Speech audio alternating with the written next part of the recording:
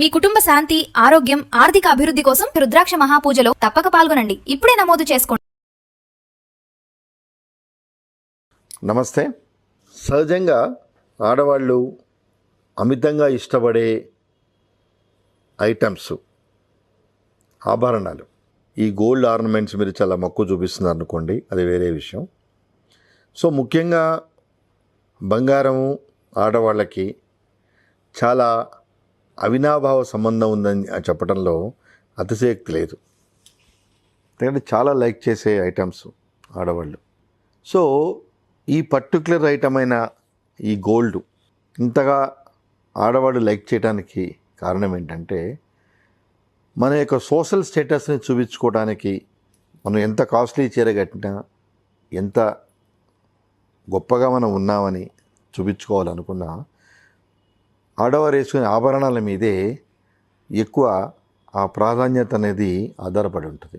కొన్ని యుగాల నుంచి కానీ, లేకపోతే మనకు తెలిసి డౌన్ ద లైన్ ఒక 100 సంవత్సరాలు ప్రామాణికంగా తీసుకుంటే, బంగారు ఆభరణాలకి ముఖ్యంగా ఆడవాళ్ళకి ఎంతో మక్కువైన అంశంగా చారిత్రక సత్యాలే కాదు, నిజ జీవితంలో కూడా అందరం చూస్తూనే ఉంటాం. సో ఈ ఆడవాళ్ళు బంగారం అనే టాపిక్ ఈరోజు మాట్లాడటంలో ఉద్దేశం అంటే, గతంలో ఈ టాపిక్ గురించి నా న్యాయ సోదరిమణులు మాట్లాడారేమో నాకు గుర్తులేదు, కానీ ఒక వినూత్నమైన అభిప్రాయాలు ఈ పర్టికులర్ ఆస్పెక్ట్ మీద మాట్లాడదామన్న ఉద్దేశంతో ఈ బంగారము ఆడవారు అనే ఒక అంశాన్ని తీసుకోవటం జరిగింది. సరే, ఈ పర్టికులర్ టాపిక్లో ఎడిదిరిగి ఎంత చిన్న పేద కుటుంబంలో ఉన్నవాళ్ళైనా, అక్కడి నుంచి అత్యంత ధనికవంతులైనా ఆడపిల్ల పుట్టినప్పుడు భవిష్యత్తును దృష్టిలో పెట్టుకొని గోల్డ్కి చాలా ప్రాధాన్యత ఇచ్చి, వీలైనంత వరకు ఈరోజు కాకపోతే రేపైనా అమ్మాయికి పెళ్లి చేయాల్సి వస్తుంది. అంటే ఆడపిల్లకి రకరకాల అకేషన్లు వస్తాయి. అంటే మగపిల్లల జీవితంలో ఎలా అకేషన్లు తక్కువ ఉంటాయి, అలాగే ఆడపిల్ల జీవితంలో ఓణీల పండగ అని, అలాగే రకరకాల వాళ్ళ పుట్టినరోజునే వస్తూ ఉంటాయి. సో వచ్చినప్పుడు ఈ బంగారు ఆభరణాల ద్వారా తమ కూతురికి ఆనందాన్ని కల్పించాలనే తాపత్రయం ప్రతి తల్లిదండ్రులు ఆ యొక్క స్టెప్పును తీసుకుంటారు. అలాగే మధ్యతరగతి వారు, కొంచెం చిన్న తరగతి బడుగు వర్గాల వారైతే ఇప్పుడు వచ్చే రకరకాల స్కీముల ద్వారా కూడా వాళ్ళ ఆడపిల్లలకి బంగారు ఆభరణాలు వీలైనంత ఎక్కువగా ఏర్పాటు చేయాలనే ఉద్దేశంతో ఆ స్కీములు వగైరాలు కట్టి ఆ గోల్డ్ ఆభరణాలు తమ కూతుళ్ళకి ఇవ్వాలని చూస్తారు. ఇది నేటి సమాజంలో జరిగే కామన్ ఫినామినా. బాగానే ఉంది.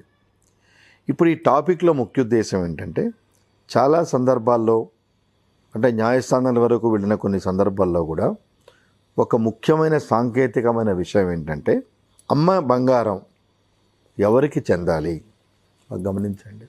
అమ్మ బంగారం కోడలకు చెందాలా, కూతురుకు చెందాలా అనే విషయం మీద భిన్నాభిప్రాయాలు ఉన్నాయి.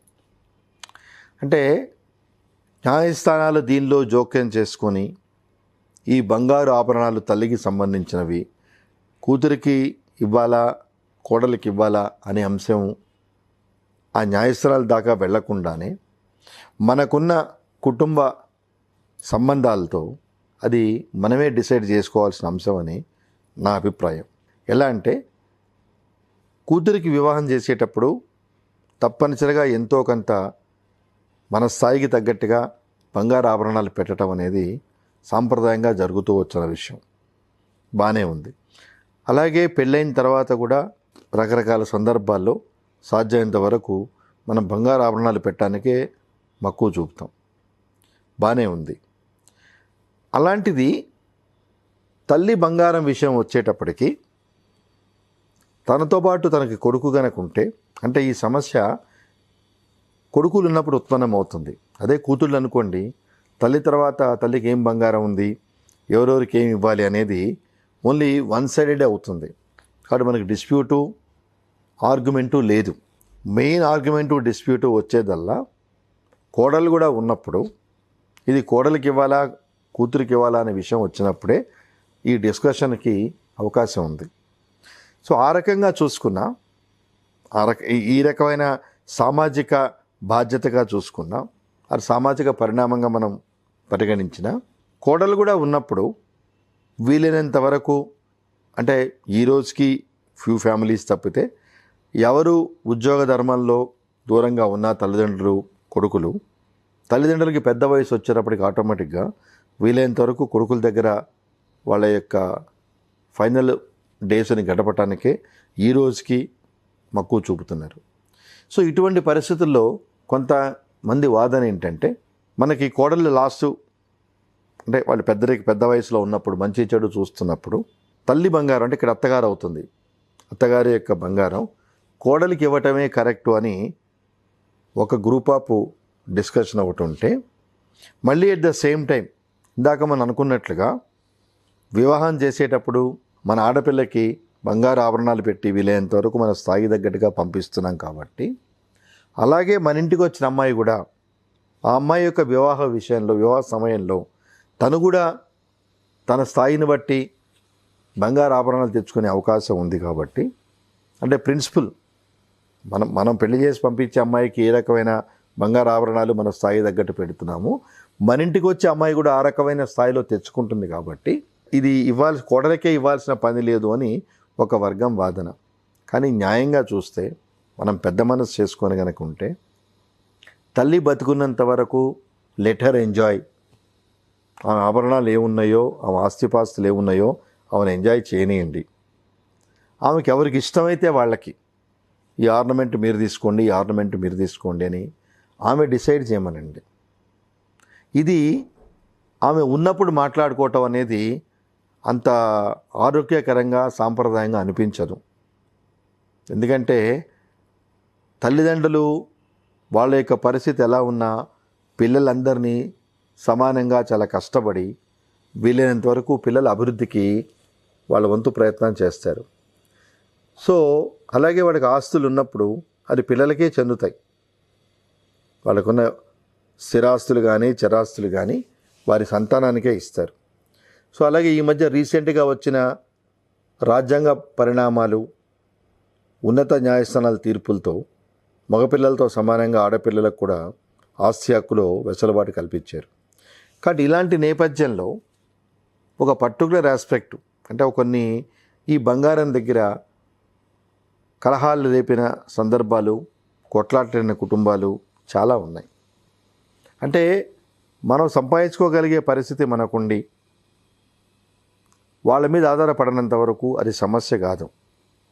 అలాగే అన్నాచెల్లెలు, అక్కా తమ్ముళ్ళు ఉన్నప్పుడు, లేదు ఇద్దరు అన్నదమ్ములే ఉన్నప్పుడు, ఆడపిల్లలు లేరు అనుకున్నప్పుడు, ఒకరి ఆర్థిక పరిస్థితి బాలేనప్పుడు ఈ బంగారం ఏదో కొంచెం వెసులుబాటు లేని అతనికి మనం కల్పిస్తే అతను ఆర్థికంగా కొంత కంఫర్టబుల్ జోన్లో ఉంటాడని చేసుకునే పెద్ద మనసు కూడా ఈ అన్నదమ్ములకు ఉండాలనేది నా అభిప్రాయం. ఎందుకంటే అందరు కొడుకులు, అంటే పిల్లలు తల్లికి సమానంగా పుట్టిన, సమానంగా ప్రేమాభిమానాలు పంచిన, ఎవరి భవిష్యత్తు ఎలా ఉంటుందనేది తల్లిదండ్రుల చేతుల్లో లేదు. సో ఈ పరిణామంలో ఒక కొడుకు ఉన్నత స్థాయిలో ఉండొచ్చు, ఇంకో కొడుకు నార్మల్గా ఉండొచ్చు, ఇంకో కొడుకు కొంచెం ఇబ్బందికరమైన పరిస్థితిలో ఉండొచ్చు. సో ఇక్కడ రేషనాలిటీ అనేది చూపించాలి తప్పితే హక్కులకి పోకూడదు అనేది నాకున్న అభిప్రాయం.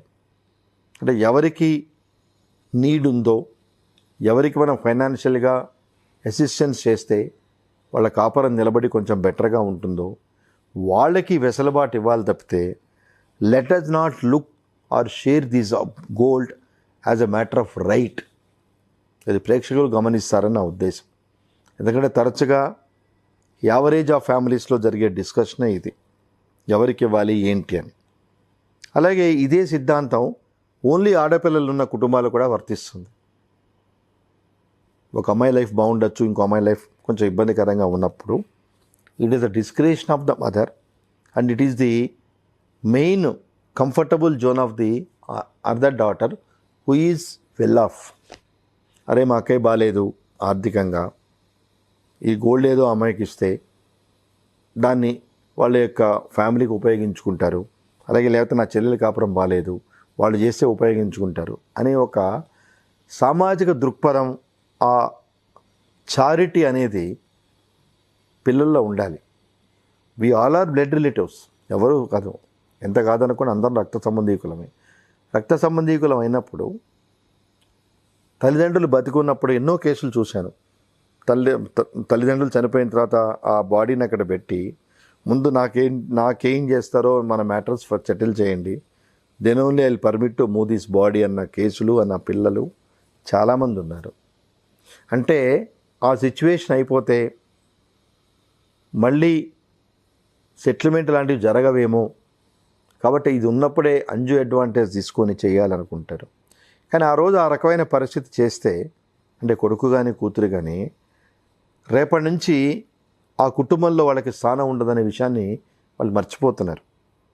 అంటే ఇద్దరు హుక్ ఆర్ క్రుక్, నాన్న కానీ అమ్మ కానీ కాలం చేసిన తర్వాత ఆ బాడీని అక్కడే పెట్టుకొని మనం ఈ రకమైన పంచాయతీల సెటిల్మెంట్ గురించి ఆస్తుల గురించి చేసినప్పుడు ఆ స్పర్ ఆఫ్ మూమెంట్లో in order to avoid our social courtesy settle చేసి ఉండవచ్చు, చేస్తున్నారు కూడా. కానీ రేపటి నుంచి వాళ్ళే సోషల్ బాయ్కాట్ అయి కాబడతారు. బంధువుల్లో కానీ స్నేహితుల్లో కానీ వాళ్ళ సరౌండింగ్స్లో కానీ they will be socially boycotted. So దానివల్ల మనకేముంది, అయినా సరే పర్లేదు, I'm sticking on to my comforts అనుకున్న వాళ్ళకి మనం ఏం చెప్పలేం. కాబట్టి ప్రేక్షకులు గమనించాల్సింది ఏంటంటే, ఇక్కడ ఆస్తులు హక్కులు అనే విషయం పక్కన పెడితే మనకున్న ప్రాపర్టీస్ మన ప్రకారం వస్తాయనేది అందరికీ తెలిసిన విషయమే. కానీ ఈ పర్టికులర్ మదర్ గోల్డ్ ఆర్నమెంట్స్ విషయం వచ్చేటప్పటికి let us not have any rigid ideology with regard to sharing. కుటుంబ పరిస్థితుల్ని బట్టి, మనకున్న ఆర్థిక సామాజిక వెసులుబాటును బట్టి ఆ కాంపోనెంట్ని మనం డిసైడ్ చేసుకున్నాను తప్పించి let us not fight, let us not create any mental agony or inconvenience to our old age parents. దీన్ని ప్రేక్షకులు గమనిస్తారని చెప్పని నేను అనుకుంటున్నాను. ఎందుకంటే వెరీ సెన్సిటివ్ ఇష్యూ. ఉన్నంతకాలం వాళ్ళేం కట్టుకుపోరు. తల్లిదండ్రులు ఎంత దాచిపెట్టినా ఎంత కష్టపడి చేసినా అల్టిమేట్లీ అది పిల్లలకే. ఆ విషయం పిల్లలకు తెలుసు. కానీ తెలియని అభద్రతా భావంతో, అంటే ఎక్కడ మన వాయిస్ రైజ్ చేయకపోతే అవతల తోబుట్టువులకి ఓ 10 రూపాయలు ఎక్కువ వెళ్తాయో, లేదంటే ఒక పిసరు గోల్డ్ ఎక్కువ వెళ్ళిపోతుందో అనే ఒక అభద్రతా భావంతో we are straining our family relations. అది కరెక్ట్ కాదండి. వీళ్ళంతవరకు తల్లిదండ్రులు పిల్లలకి మంచి చేయాలనే ప్రయత్నిస్తారు తప్పితే వెరీ రేర్ పార్షాలిటీ చూపిస్తున్నారు అనుకునేవి. పార్షాలిటీ ఎందుకు చూపిస్తారంటే కంపారిటివ్గా ఆ పర్టికులర్ కొడుకో కోడల యొక్క పరిస్థితి మిగతా పిల్లలకన్నా, అంటే మిగతా కొడుకు కోడల కూతుళ్ళ కన్నా ఇబ్బందికరంగా ఉన్నప్పుడు only as a matter of motivation, as a matter of safeguarding their financial situation parents చేస్తారు తప్పించి అవుట్రేట్గా వన్ సైడెడ్గా చేసే సందర్భాలు చాలా తక్కువ ఉంటాయి. ఎస్, ప్రాపర్టీస్ కనుక వన్ సైడెడ్గా చేస్తే you have every right to fight out in the court of law.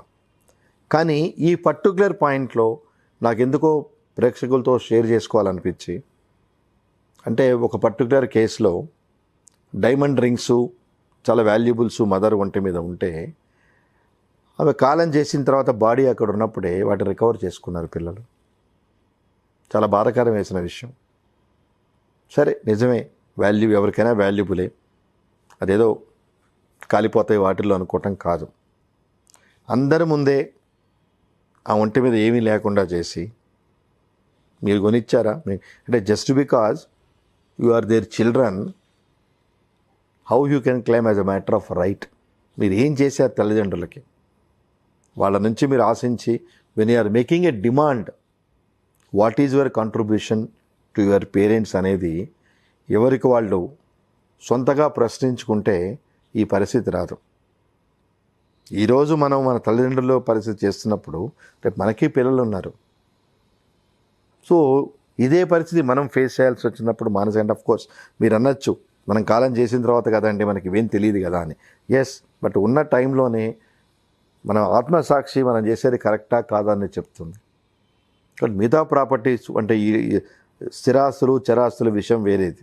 But ఈ గోల్డ్ వరకు వచ్చేటప్పుడు మాత్రం ఆడవాళ్ళకి ఎంత ఇష్టమైన కాంపోనెంటో అందరికీ తెలుసు కాబట్టి ఈ తల్లి బంగారం కోడళ్ళకి వెళ్ళాలా కూతుళ్ళకి వెళ్ళాలనే విషయంలో వీలైనంత వరకు కాంప్లికేటెడ్ ఇష్యూస్ జోలికి పోకుండా కేస్ టు కేస్ అంటే వాళ్ళ యొక్క ఫ్యామిలీ ఫ్యాక్షన్ సర్కమస్టెన్సెస్ మీద let them take a rationalized decision in order to keep all the family members interest తప్పించి let us not fight as a matter of right. So ఇది ప్రేక్షకులు ఈ sensitivity అంశాన్ని గమనిస్తారని దీన్ని ప్రాపర్ ప్రాస్పెక్ట్లో తీసుకుంటారని చెప్పి ఆశిస్తూ నమస్కారం.